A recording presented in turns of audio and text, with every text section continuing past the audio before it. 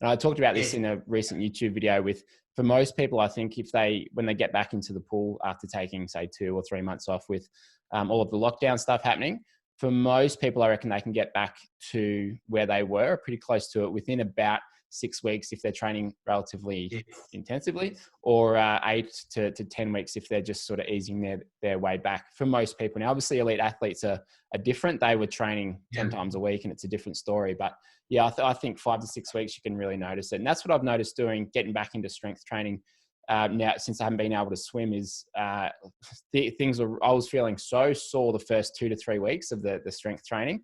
But now I'm not pulling up as sore. And I'm noticing the change physically in how I feel, particularly the strength through the core and through the hips and how I move and how I walk. And then in terms of posture and how you carry yourself, like it really transfers to a lot of different aspects of your life. And my shoulder, because I came off the mountain bike 7 months ago, and so I was having issues with it. I haven't swum obviously much lately, but my shoulder has improved dramatically. So I haven't had any issues.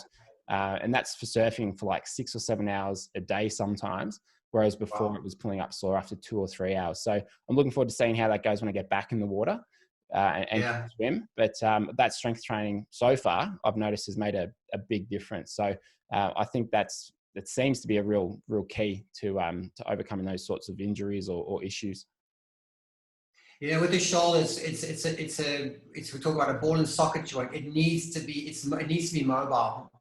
And again, some of the listeners may be familiar with fascia. So it's quite a big term now. It's myofascial stretching, and you've got those foam rollers, and there's a lot of benefits to that. But with the functional movements, when you start to train all the muscles in the right sequences, and again functionally, you'll see that the fascia actually starts to reorganize itself without having to do hectic and painful stretches.